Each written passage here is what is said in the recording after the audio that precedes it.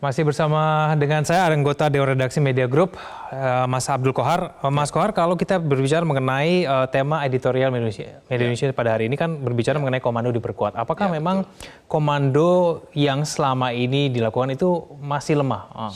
Sampai detik ini kita saksikan sinerginya, sistem komunikasinya itu masih berantakan. Masih terjadi perbedaan di sana sini. Taruhlah contoh ojek online misalnya. Ketika PSBB, Kementerian Kesehatan tidak membolehkan ojek online untuk membawa penumpang. Orang ya. Kemudian ini disepakati oleh Gubernur DKI dan diberlakukanlah itu sistem itu. Tetapi kemudian keputusan ini seperti dianulir oleh Menteri Perhubungan. Yang mengatakan bahwa boleh. Nah, bawa penumpang boleh. Bawa penumpang boleh. Nah, ini kan menunjukkan bahwa masih ada sistem komando, sistem penanganan yang sendiri-sendiri gitu. Nah, di tingkat pusat ini kita bereskan. Belum lagi antara pusat dan daerah. Sempat beberapa saat yang lalu kita saksikan daerah tuh menggunakan sistem sendiri-sendiri. Ada yang namanya lockdown di daerah ini, karantina wilayah dan seterusnya. Begitu ada keputusan presiden, mestinya semuanya harus satu garis lurus. Hanya waktu itu kan keputusan masih tentang kedaruratan kesehatan. Nah, persoalannya belum ada keputusan yang menyeluruh bahwa wabah ini memang betul-betul darurat dan meninggalkan dampak yang sangat serius. Bayangkan sekarang kita saksikan dampak ekonomi. Sudah mulai ada 1,5 juta orang yang berada di ambang pintu PHK. Dan ini baru tahap permulaan. Belum nanti di tahap berikutnya. Nah, hal-hal semacam ini kan dampak yang perlu dimitigasi. Nah, supaya mitigasinya optimal, maka diperlukanlah Kepres. Mestinya Kepres ini sudah terbit ya 1 bulan yang lalu. Tetapi apapun sudah terbit saat ini, meskipun terlambat, patut kita apresiasi karena ini justru komandonya akan menjadi semakin kuat. Fungsi gugus tugas ini akan menjadi lebih punya taring untuk mengatur semuanya, baik dari pusat maupun daerah. Nah, Mas Qohar, bukankah kalau dengan adanya PSBB yang dilakukan per wilayah ini, bukankah ini sedikit bisa diartikan bahwa tiap daerah itu bebas menentukan pembatasan sosial berskala besar seperti apa yang mau dijalankan di wilayahnya masing-masing? Tetapi begini, itu tetap berada di dalam kerangka aturan Kepres tentang kedaruratan kesehatan. Ingat, siapa yang memberikan persetujuan PSBB? Menteri Kesehatan. Jadi yang mengajukan siapa? Gubernur. Atas dasar apa? Semua dilihat. Bagaimana perkembangannya, kasusnya, dampaknya, dan seterusnya. Lalu apa yang harus menjadi prasyarat? Lalu apa yang akan dilakukan oleh pemerintah daerah ketika misalnya PSBB sudah disetujui? Itu semua sudah diatur dan tidak boleh keluar dari kerangka itu. Jadi meskipun ada modifikasi di sana-sini, tetapi kan kalau kita lihat lebih hampir seragam lah. Coba antara DKI dan Bogor, aturan-aturannya sama. Transportasi umum hanya boleh mengangkut 50%.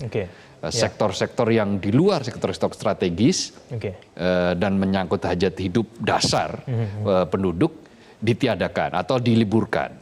Mereka cukup bekerja dari rumah, beribadah dari rumah, dan diam di rumah kalau memang tidak perlu.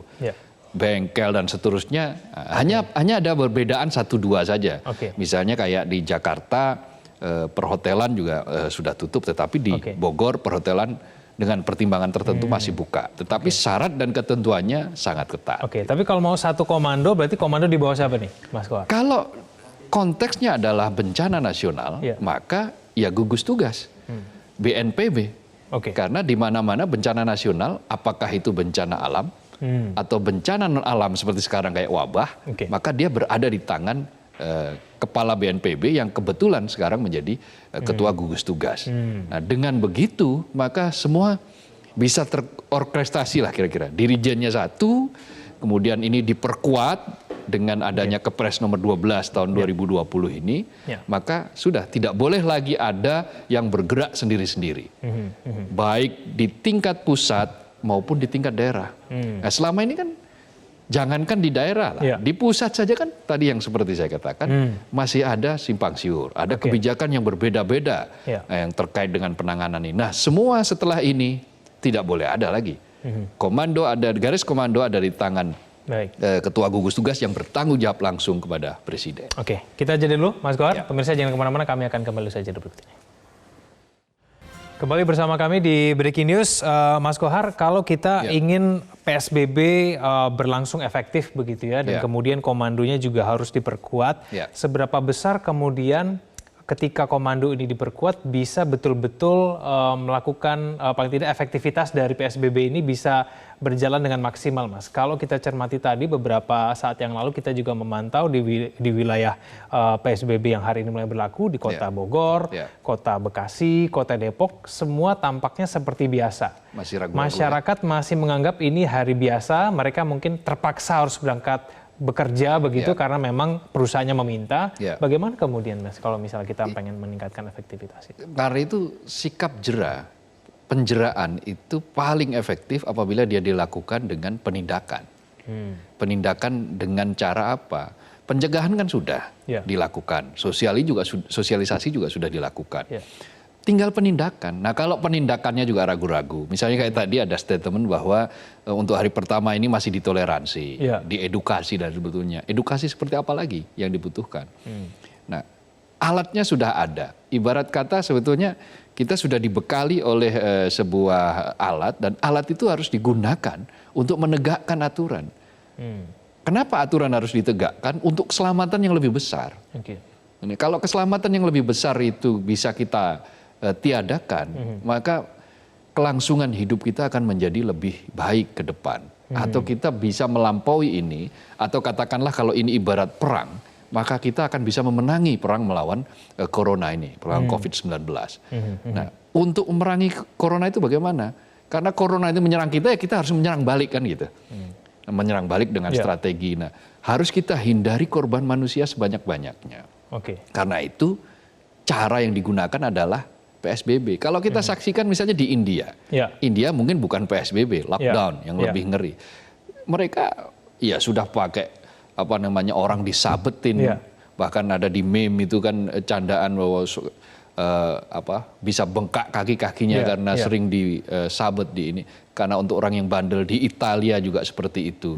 Kita tentu saja tidak ingin menjadi seperti Italia, di mana ketika awal-awal sangat meremehkan COVID-19 ini, akibatnya sekarang kita saksikan jumlah korban mereka lebih dari 11% kematian. Ini kan luar biasa mengerikan. Baik, Mas Kohar, kita akan coba memantau bagaimana suasana di sejumlah wilayah di Jawa Barat di hari pertama pemberlakuan PSBB ini. Kita akan memantau pada saat ini, pemirsa, sudah ada sejumlah reporter Metro TV yang akan melaporkan di sejumlah lokasi di wilayah Jawa Barat untuk Anda. Saya akan sapa, ada Valentina Chelsea di sana, di Bekasi Jatiwaringin, ada Sisilia Golena dari Depok Margonda, dan kemudian ada Edra Pramaskara di Tugu Kujang Bogor. Saya akan pertama ke Valentina Chelsea di Bekasi Jatiwaringin. Ya, Chelsea, suasana pada pukul 7:22 waktu Indonesia bagian Barat pada pagi hari ini di Bekasi seperti apa? Egan, sekitar pukul 7:20 waktu Indonesia Barat ini kan untuk arus lalu lintas khususnya di pintu eksit tol Jatiwaringin Bekasi ini lebih ramai jika dibandingkan dengan beberapa waktu lalu, yang mana nanti kami sudah melihat ada sedikit kepadatan ataupun keramaian arus lalu lintas baik itu kendaraan roda 2 maupun roda 4, tepatnya ini bagi kendaraan yang mengarah dari Jakarta ke arah Bekasi, karena memang tadi setelah dilakukan apel pada sekitar pukul setengah 7 pagi tadi, para petugas gabungan baik itu dari TNI, Polri ini sudah mulai bersiaga tepatnya di depan pos polisi subsektor Jatiwaringin.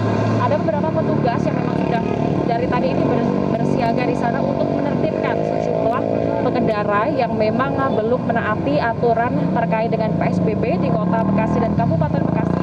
Khususnya ini tadi kami melihat kebanyakan masih ada beberapa ataupun sejumlah kendaraan angkutan umum daring ataupun ojol yang ini masih mengangkut penumpang. Memang jika kita mengacu pada peraturan gubernur ini tidak ada keterangan khusus bahwa untuk melarang ojol karena ini masih dilimpahkan kepada pemerintah daerah ataupun kabupaten kota. Namun tadi kami melihat para petugas gabungan di sini sudah mulai menindak ataupun mensosialisasikan kembali kepada para pengemudi ojol yang masih membawa penumpang, dan tadi juga sosialisasi juga ataupun penindakan juga dilakukan bagi mereka memang yang khususnya kebanyakan ini yang mengendarai sepeda motor namun tidak menggunakan masker. Begitu juga tadi kami melihat ada 2 titik sebenarnya yang disiagakan yang menuju dari Jakarta menuju Bekasi. Ini titik pertama ini untuk mereka yang ataupun disiagakan bagi mereka yang pengendara motor, petugas yang mengecek bagi pengendara motor, kemudian ada yang mengecek pula bagi pengendara mobil. Namun kami melihat tadi bagi para pengendara motor atau mobil yang tidak menggunakan masker, kami melihat ada pembagian masker pula. Ini dari petugas di sub setempat, yang mana ini juga menjadi salah satu upaya bagi petugas untuk menegakkan ataupun melaksanakan penerapan PSBB secara benar, secara tertib di Kota Bekasi, Jawa Barat. Kemudian tadi kami sempat bertanya dengan petugas kepolisian setempat saat awal, apakah memang hari ini di hari pertama akan langsung diterapkan sanksi karena memang sudah diatur dalam peraturan gubernur. Namun tadi petugas mengatakan bahwa untuk hari ini memang masih hari pertama di tanggal 15 April, ini belum akan adanya sanksi, namun dalam beberapa hari ke depan karena memang ini akan diterapkan selama 14 hari ke depan, nanti harapannya apabila masih ada masyarakat yang memang tidak menerapkan ataupun tidak menaati peraturan yang sudah tertulis dalam pasal-pasal di peraturan gubernur terkait dengan PSBB di Kota Bekasi dan Kabupaten Bekasi, ini pastinya akan ditindak sesuai sanksi yang tercantum dalam peraturan tersebut. Ya Chelsea, penindakan apa kemudian dilakukan oleh petugas di sana dengan adanya pelanggaran-pelanggaran yang mungkin masih terjadi dan banyak dilakukan? Seperti kemudian mungkin adanya jumlah penumpang dalam angkutan umum yang lebih dari 50%, lalu kemudian ketika ada ojek online yang masih membawa penumpang, ada kendaraan bermotor roda 2 yang masih berboncengan, begitu penindakan dilakukan seperti apa? Iya. Untuk penindakan di hari pertama untuk penerapan PSBB di Kota Bekasi dan Kabupaten Bekasi ini kami melihat tadi masih sekedar sosialisasi ataupun juga himbauan kepada masyarakat. Khususnya tadi banyak sekali yang masih tidak menggunakan masker, ada pembagian masker. Kemudian juga tadi bagi angkutan umum kami melihat banyak sekali mikrolet yang masih membawa angkutan ataupun penumpang yang masih ramai begitu di dalamnya. Tadi kami melihat petugas ini juga mengarahkan untuk menjaga jarak bagi para penumpang yang terdapat ataupun berada di dalam angkutan umum. Namun kembali kami sampaikan untuk hari ini di hari pertama tanggal 15 April 2020 penerapan PSBB di Kota Bekasi dan Kabupaten Bekasi ini memang belum ada sanksi secara sesuai dengan peraturan gubernur begitu, namun hanya sanksi secara lisan yaitu himbauan, kemudian tadi ada pengarahan dari petugas kepolisian TNI, Polri dan juga Dishub untuk apabila memang masyarakat ini terpaksa untuk bekerja ataupun keluar rumah, mereka harus tetap menggunakan masker dan menaati peraturan yang sesuai dengan peraturan gubernur nomor 27 tahun 2020. Egan.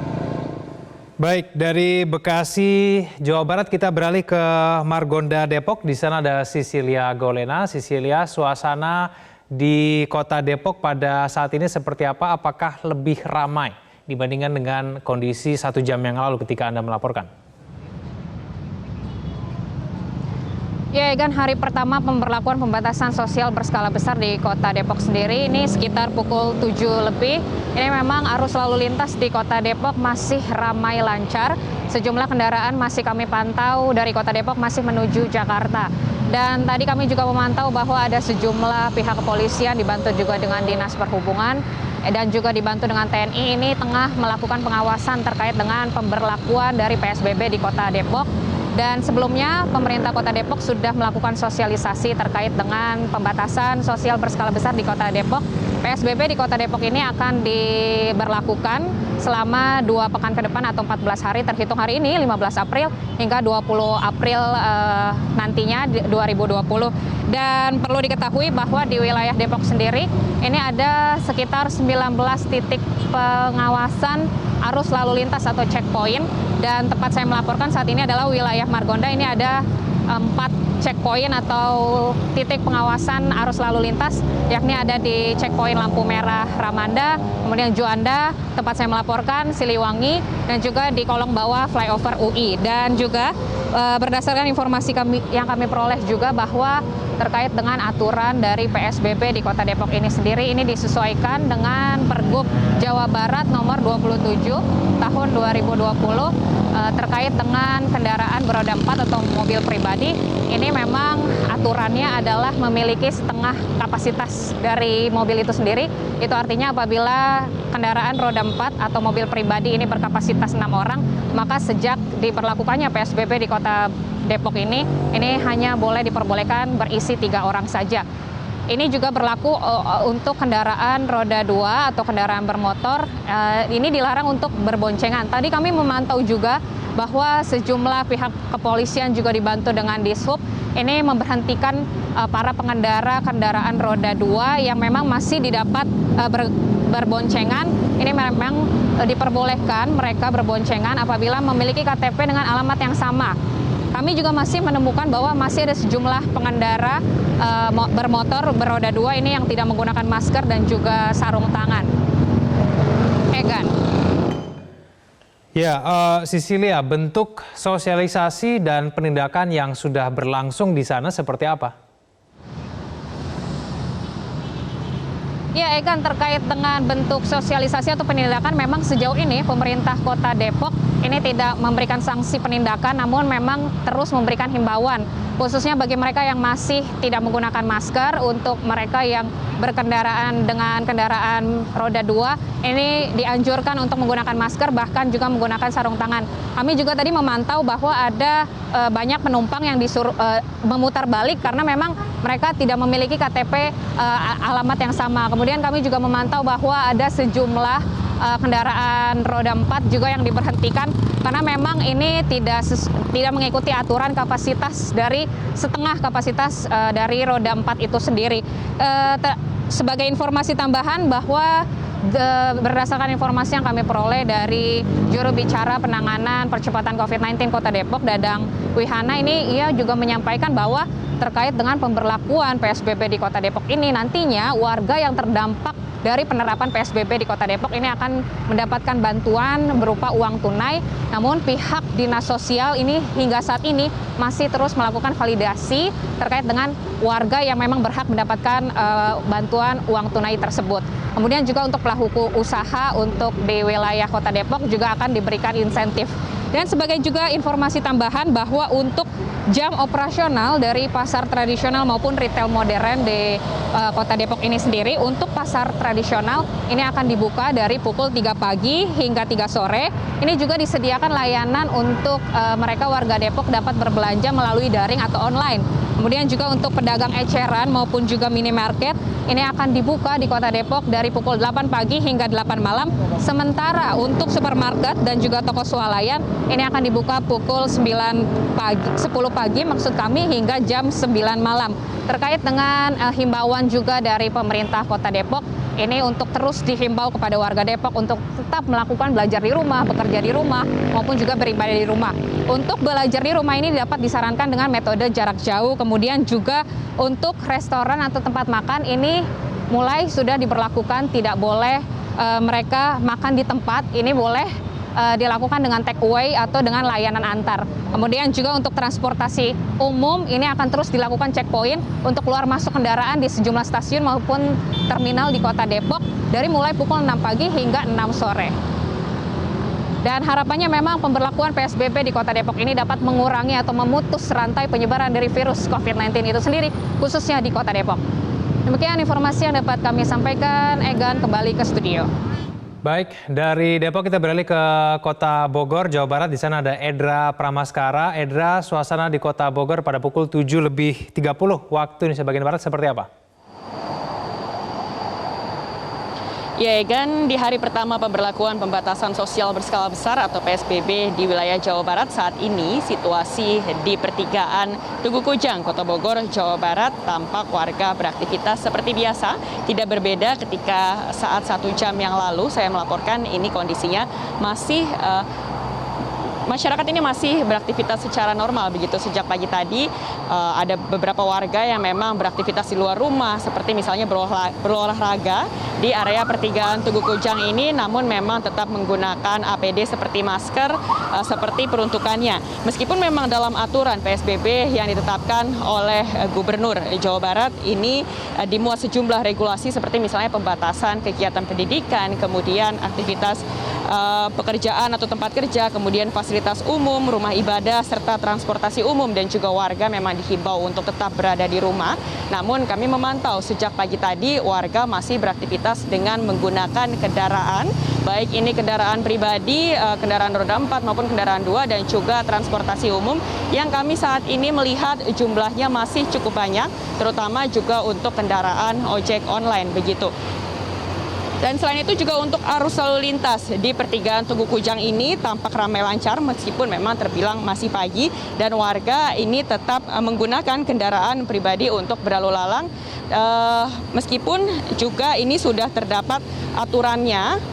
Dan ini terdapat larangan terkait dengan pembatasan dari jumlah penumpang begitu, namun kami masih menemukan ada sejumlah kendaraan umum seperti misalnya angkutan perkotaan atau angkot yang membawa penumpang dalam jumlah banyak, kemudian ada juga kendaraan pribadi seperti kendaraan roda 4 yang masih ditumpangi oleh cukup banyak orang, dan juga ada kendaraan ojek online begitu yang masih membawa penumpang. Meskipun tadi juga kami sempat melakukan pengecekan ke salah satu aplikasi ojek online, dan ini juga sudah tidak terdapat fitur untuk menggunakan ojek online atau kendaraan roda 2 dengan membawa penumpang, karena selama masa PSBB ini memang untuk ojol diperuntukkan hanya untuk membawa barang.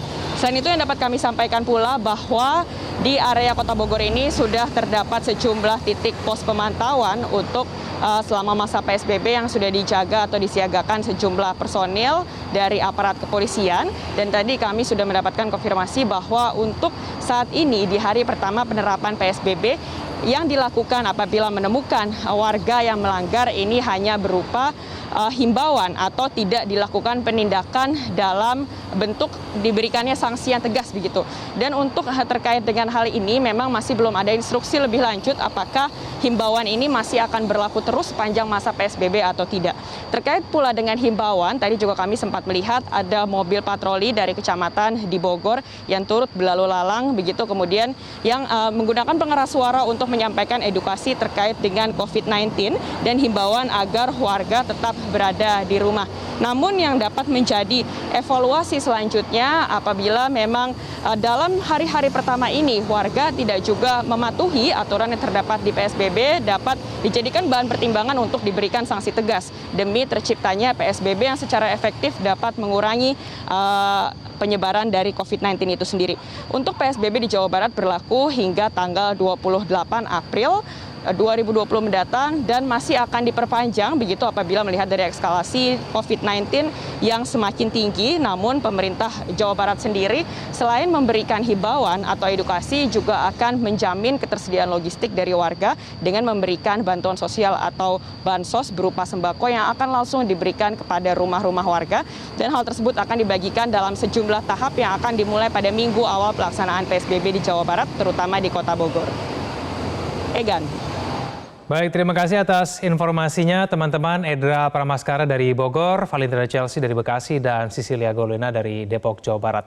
Mas Kohar, kita sudah mengecek bersama ya, memeriksa bersama bahwa ternyata kemudian penindakan yang berlangsung pada hari ini memang masih bersifat persuasif dan himbauan, dan suasananya lebih ramai Mas dibandingkan dengan 1 jam yang lalu. Ya, itu kan menunjukkan bahwa masyarakat sepertinya sudah menganggap ini sebagai sesuatu yang biasa. Dan ini yang sebetulnya berbahaya. Orang mengatakan, ada yang bilang, wah ini berlebihan. Ya, lebay. Lebay menggunakan PSBB dan seterusnya. Karena orang tidak menyaksikan bagaimana ketika Italia awal-awal juga menganggap hal ini sebagai sesuatu yang sepele. Menggunakan masker ketika keluar rumah. Betul bahwa kita terlihat sehat-sehat saja. Tetapi belum tentu secara faktual kita sebetulnya dalam posisi yang sebenarnya badan kita benar-benar sehat kan. Membuktikan bahwa orang yang positif COVID-19 pun juga ada yang kondisi karena imunitasnya bagus, tanpa gejala, maka tanpa gejala, Oke. tidak batuk, tidak sesak, tidak demam dan seterusnya. Ya. Nah, bahayanya adalah apabila dia berinteraksi dengan orang yang berisiko, maka orang yang berisiko itu yang kena. Ini kan yang menyebabkan kenapa penyebaran menjadi semakin cepat terjadi. Karena karakteristik virus yang corona ini, COVID-19 ini kan dia gampang sekali menempel di tempat. Karena droplet, karena percikan ludah. Dan ketika itu dia bisa langsung masuk kemana-mana yang menimbulkan kerentanan bagi mereka yang jadi korban gitu. Karena itu kenapa bahwa tegakkanlah aturan, tegas PSBB ini. Kalau memang sudah betul-betul sudah disetujui, sudah dilaksanakan, laksanakan. Komandonya sudah jelas, instruksinya sudah jelas, aturannya juga sudah jelas. Ya, tadi kita saksikan misalnya di Bekasi ada yang disuruh kembali. Ada yang dengan cara misalnya, oke nih pakai masker. Nah, itu masih relatif lebih bagus lah daripada yang tidak ada sama sekali. Kalau terus-menerus dihimbau dan dihimbau, nanti akhirnya masyarakat tidak akan pernah mendengar lagi. Aturan apapun namanya, apapun bentuknya, akhirnya dianggap sebagai the show must go on gitu kan. Business as usual, bahwa semuanya akan berlangsung biasa-biasa saja. Ingat bahwa kita ini sedang dalam kondisi bencana nasional. Itu yang disebutkan dalam Kepres 12.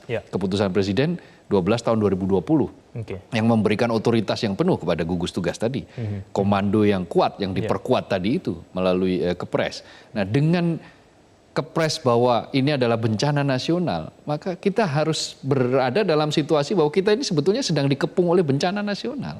Tidak boleh berada dalam situasi yang biasa-biasa saja, makanya lalu lintas masih ramai, beberapa pabrik juga masih buka. Nah, kalau tidak kita putus mata rantainya sekarang, itu dampaknya akan justru semakin panjang. Itulah. Mas Kohar, kita jeda kembali. Pemirsa jangan kemana-mana, Breaking News akan kembali usai jeda berikut ini. Kembali bersama kami di Breaking News Metro TV. Pemirsa, kita tahu bahwa Provinsi Jawa Barat pada hari ini resmi memberlakukan PSBB. Ada 5 wilayah di Jawa Barat yang memberlakukan PSBB pada hari ini. Ada Kota Bogor, ada Kabupaten Bogor, Kota Bekasi, Kabupaten Bekasi, dan Kota Depok. Kita akan memantau kemudian bagaimana arus lalu lintas dari wilayah-wilayah tersebut yang masuk ke wilayah DKI Jakarta. Kalau kita pantai dari aplikasi Google City Insight berikut ini yang akan kami tampilkan di layar kaca Anda.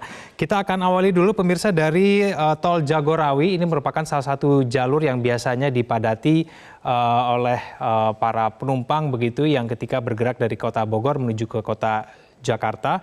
Dapat kita lihat kondisi arus lalu lintas cukup lancar di sana, dengan kecepatan 73 km per jam bisa menempuh perjalanan kurang lebih sebanyak 37 menit. Kita kemudian ke wilayah-wilayah lain pemirsa yang juga menjadi salah satu pencermatan kita pada hari ini, di mana pemberlakuan PSBB diperluas tidak hanya di DKI Jakarta, kemudian juga di sejumlah wilayah di Jawa Barat. Kita akan melihat ke jalur dari Mall Summarecon Bekasi menuju ke Kota Jakarta. Ini merupakan salah satu jalur yang juga biasanya digunakan oleh warga Kota Bekasi untuk menuju ke Kota Jakarta. Dapat kita lihat kondisi arus lalu lintas di sana juga cukup lancar. Kemudian kalau kita pantau kawasan lain dari wilayah kawasan MM 2100 di wilayah Karawang juga sama menuju ke arah Jakarta. Kondisi arus lalu lintas juga terpantau sangat lancar. Kita kemudian beralih ke beberapa jalur utama di Jakarta Selatan, pemirsa. Salah satu jalur yang kemudian juga biasa digunakan oleh warga ketika mereka mau melakukan aktivitas perkantoran di wilayah Tamrin dan wilayah Sudirman. Ini kita lihat di Jalan Fatmawati dari arah Rumah Sakit Umum Pusat Fatmawati ke stasiun MRT Cipete Raya juga tampaknya juga lancar, tidak ada hambatan yang berarti. Jalan Gatot Subroto juga terpantau lancar, pemirsa. Ini dari stasiun Cawang menuju ke stasiun Istora Mandiri juga tidak terlihat adanya hambatan yang berada di sana. Untuk Jalan Rasuna Said juga lancar, tidak tampak adanya hambatan kendaraan yang biasanya terjadi sebelum terjadinya pandemi COVID-19. Itulah pemirsa sejumlah arus lalu lintas yang kemudian kami hadirkan berdasarkan aplikasi Google City Insight. Saya akan kembali berbincang dengan Mas Kohar. Mas Kohar, kalau kita menginginkan bahwa berlangsung efektif begitu ya, ada penindakan. Tapi mungkin begini juga Mas, orang-orang yang berangkat ke kantor itu juga sebenarnya sudah tahu tapi kemudian mereka terpaksa berangkat ke kantor begitu ya, terpaksa berdesak-desakan di KRL begitu ya, meskipun karena ada pembatasan keberangkatan, karena memang perusahaannya meminta mereka tetap bekerja. Kalau kita bicara urusan perut kan ini juga persoalan juga, Mas Kohar. Kalau perusahaan mestinya ini berurusan dengan regulator, berurusan dengan pemerintah, berurusan dengan apakah itu pemerintah pusat atau pemerintah daerah. Kalau PSBB dia memasukkan bahwa perusahaan tersebut bukan perusahaan yang dikecualikan, otomatis tidak ada tawar menawar, harus tutup. Harus tutup. Kalau bandel, ya perusahaannya yang ditindak, bukan karyawannya. Karyawannya kan mereka berhadapan dengan situasi antara ya kemungkinan dia dipecat gitu kan kalau dia tidak menurut, atau mengikuti nih pemerintah. Nah, karena itu perusahaannya harus diberi sanksi yang tegas kalau melanggar PSBB. Kecuali memang perusahaan yang dikecualikan. Misalnya kantor pemerintahan, TNI, Polri, fasilitas publik, layanan yang berkaitan dengan hal-hal yang mendasar, makan dan seterusnya. Itu boleh. Di luar itu ya otomatis harus tutup. Tapi kalau melihat suasana jalan tadi pagi, tampaknya banyak perusahaan di luar sektor itu yang masih beroperasi kayaknya. Boleh jadi perusahaan, tapi boleh jadi juga sektor-sektor informal. Karena kan jumlah pekerja kita ini kan lebih dari 60% itu mereka bekerja di sektor informal. Yang mengais rezeki secara harian, hari ini bekerja untuk makan hari ini juga. Artinya kalau dia besok misalnya dia harus di rumah, ya dia tidak bisa makan. Karena itu mereka berhak untuk mendapatkan santunan, tanggungan. Dan pemerintah sudah menyatakan siap untuk melakukan itu. Kecuali tadi misalnya di Depok masih divalidasi data. Nah hal-hal semacam ini mestinya yang harusnya sudah selesai ketika sebelum PSBB diberlakukan, termasuk nama, address, alamat siapa yang punya hak untuk mendapatkan uang. Untuk mendapatkan santunan sehingga hidup mereka tidak bergantung di jalan. Jadi ketika kebijakan itu mengharuskan mereka berada di rumah, mereka betul-betul stay di rumah karena untuk kebutuhan sehari-hari sudah ditanggung, sudah ada yang menanggung. Nah persoalannya kan kita memang dari dulu ini kan problem kita adalah tidak ada data yang satu. Data kita masih payah. Beda-beda Mas. Beda-beda dan kita kembali gelagapan ketika kita berada dalam situasi yang seperti ini. Baik, Mas Kohar, kita jeda kembali. Pemirsa jangan kemana-mana, Breaking News akan kembali usaha jeda berikut ini. Terima kasih Anda masih bersama kami di Breaking News. Mas Kohar, kalau kita melihat dan pantau bersama tadi memang penindakan masih bersifat persuasif, masih banyak orang berangkat ke kantor, mungkin terpaksa juga atau mungkin juga mereka masih meremehkan. Apakah kita patut meragukan Mas, ini PSBB yang berlaku 2 minggu ke depan begitu, ini nggak efektif dan bisa diperpanjang nanti? Kita tidak boleh terlalu prematur juga untuk menilai sesuatu yang baru diterapkan separuh saja belum kan. Di Jakarta kan baru mulai tanggal 10, artinya baru 5 hari dari 14 hari rencananya. Lalu Jawa Barat di 5 wilayah, Kota Bogor, Kabupaten Bogor, Kota Bekasi, Kabupaten Bekasi, dan Kota Depok baru berlangsung hari ini. Artinya baru beberapa jam. Kalau kita hitung dari pukul 00 ke sekarang baru sekitar 8 jam, hampir 8 jam lah. Artinya terlalu prematur juga kita mengatakan seperti itu. Tetapi yang patut untuk menjadi perhatian adalah seperangkat aturan sudah lengkap. Bahkan terakhir Kepres yang baru saja kita bahas juga sudah muncul. Artinya tidak perlu ada lagi keraguan untuk menerapkan segala sesuatunya secara presisi betul, secara tegas betul, termasuk pemberlakuan sanksi. Nah, kepada masyarakat yang bekerja di sektor informal yang masih sangat terpaksa karena seperti itu, maka berlakukan protokol yang ketat. Kalau mereka misalnya lebih baik di rumah, social safety net-nya juga harus betul-betul sudah tersedia. Bantuan sosialnya harus sudah siap. Persoalannya kan kemudian ini bantuan sosialnya belum siap. Masih ada yang validasi data.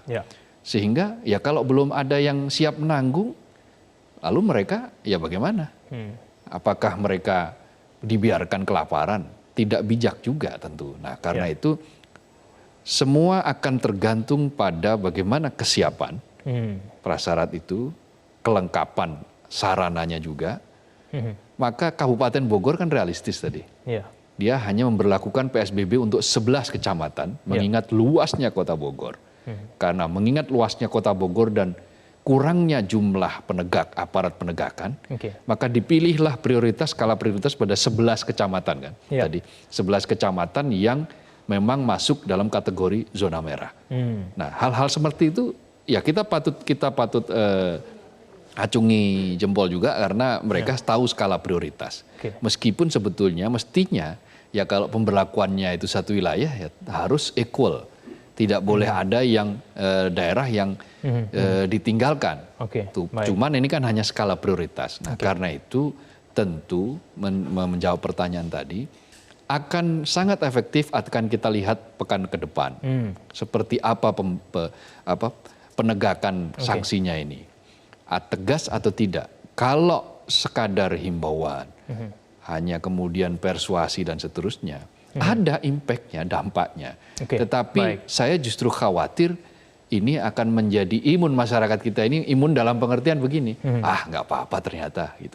Nah kalau hal seperti itu sudah terjadi, kita akan semakin berat menghadapi perang melawan corona itu. Dan itu bukan yang kita kehendaki. Baik, Mas Kohar, kita akan pantau bersama dalam beberapa hari ke depan seperti apa penindakannya, semoga bisa lebih tegas begitu untuk mencegah penyebaran COVID-19. Terima kasih Mas Kohar telah bergabung sama kami di Breaking News. Pemirsa, demikian informasi yang kami hadirkan berkaitan dengan PSBB di Jawa Barat. Kami akhiri Breaking News Metro TV. Saya Kevin Egan, terima kasih atas perhatian Anda. Sampai jumpa.